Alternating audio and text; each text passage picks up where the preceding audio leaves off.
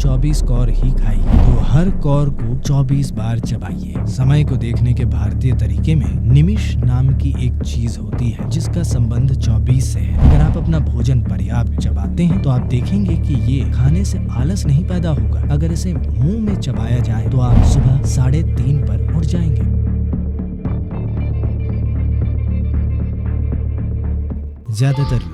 ज्यादातर लोग नहीं, दुनिया में बहुत से लोग अगर वे सोना चाहें तब भी वो सो नहीं सकते।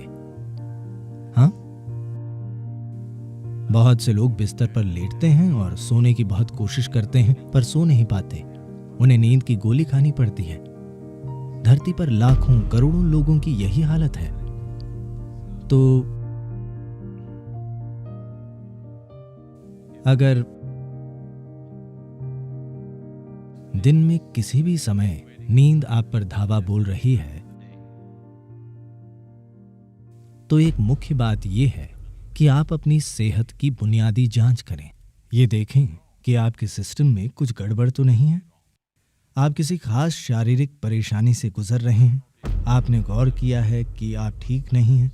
जब आप ठीक नहीं होते आप सामान्य से बहुत ज्यादा सोते हैं, है ना? क्योंकि शरीर में कुछ ऐसा हो रहा है जिससे दूसरे कामों के लिए पर्याप्त ऊर्जा नहीं बचती है। शरीर आराम चाहता है, ये पहली चीज है। दूसरी चीज है वो खाना जो आप खाते हैं। तो अगर आपको ये करना चाहिए। आमतौर पर जो लोग योग के मार्ग पर हैं उनके लिए आप जानते हैं क्या कहा जाता है, आपको सिर्फ 24 कौर ही खाने चाहिए। ये मैं सबके लिए नहीं कह रहा हूँ। अगर आप गौर कर रहे हैं कि आपको दिन भर नींद आती है तो आप केवल 24 कौर खाएं, यानी 24 बार मुंह में कौर भरें।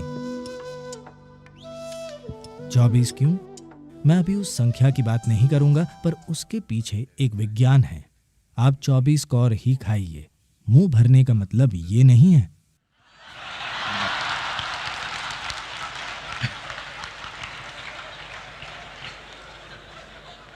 So essentially, your alertness depends on how keenly you manage your energies.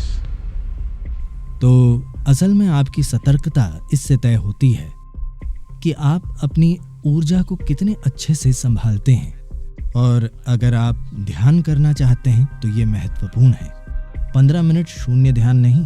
अगर आप अपनी जीवन प्रक्रिया में ध्यानमय होना चाहते हैं तो ये सतर्कता केवल मन की सतर्कता नहीं, आपकी ऊर्जा की सतर्कता, आपकी ऊर्जा भी सतर्क हो। इसे सतर्क रखने के लिए ही आप साधना कर रहे हैं। तो इसकी मदद के लिए आप 24 कौर ही खाते हैं। रात के खाने से कोशिश करें, या आप इसे कल से करना चाहते हैं? क्या हम इसी डिनर में कोशिश करें या फिर कल? अब अगर आप 24 कौर खाएं, सामान्य साइज के कौर, तो आप देखेंगे कि आप सुबह 3:30 पर उठ जाएंगे। हाँ, समय को देखने के भारतीय तरीके में निमिष नाम की एक चीज होती है जिसका संबंध 24 से है, इसलिए 24 कौर खाए जाते हैं। आप 24 कौर खाइए, पर उतने ही समय में जितने में कोई पूरा खाना खाता है। जो भी देखिए, आश्रम में जो भी सबसे ज्यादा खाता है, बस उनकी थाली देखिए। जब तक वो ना उठें, आपको भी वहीं बैठे रहना चाहिए। बस खाली बैठना नहीं, आपको चबाते रहना चाहिए। तो हर कौर को 24 बार चबाइए। 1, 2, 3, 4, 24 बार चबाइए। अब आप देखेंगे कि आप किसी दूसरे से ज्यादा समय लेंगे, पर आपका खाना पेट में जाने से पहले मुंह में ही पच जाएगा। इससे सुस्ती नहीं आएगी। अगर आप अपना भोजन पर्याप्त चबाते हैं तो आप देखेंगे कि ये खाने से आलस नहीं पैदा होगा। अगर इसे मुंह में चबाया जाए तो आप सुबह 3:30 पर उठ जाएंगे। मैं क्या करूंगा सदगुरु? वही जो आपने पूछा, ध्यान कीजिए।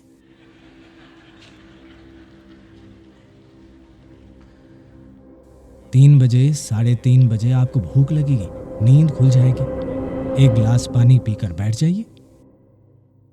अगर आपको पानी पीकर भी नींद आए तो कोई बात नहीं, 5:30 बजने में अभी समय है, आप थोड़ा ऊँघ सकते हैं। या जब आप उठें सबसे पहले आप शौचालय वगैरह का काम खत्म कर लीजिए, नहाकर अपने बालों को गीला छोड़ दीजिए। आप बिना सोए 8 बजे तक साधना के अंत तक जगते रहेंगे। और कल सुबह के भोजन में भी अगर आप 24 कौर खाते हैं तो आप डिनर के समय तक सोने वाले नहीं हैं। उसे अच्छे से चबाइए। अगर आप अच्छे से चबाते हैं तो पाचन प्रक्रिया 1.5-2 घंटे में पूरी हो जाएगी और आपको भूख लग जाएगी। और रहने का ये सही तरीका है। अगर पेट खाली है तो इसका मतलब ये नहीं कि कुछ खाना ही है। आप बस पानी पीजिए और आप सतर्क रहेंगे। आप बहुत ऊर्जावान रहेंगे। आपका वजन कम नहीं होगा क्योंकि आपका सिस्टम उस भोजन का इस्तेमाल करना सीख लेगा जिसे आपने अच्छे से खाया है, न कि उसे बर्बाद करेगा। ये आर्थिक और पर्यावरण दोनों रूप से दुनिया के लिए बहुत अच्छा है और आपकी सेहत के लिए भी बहुत अच्छा है।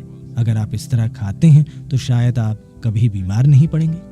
तो 24 कौर भोजन को आपको 24 बार चबाना चाहिए, हर कौर को पूरी तरह। इससे पहले कि आप इसे निगलें, इसे पेस्ट जैसा हो जाना चाहिए।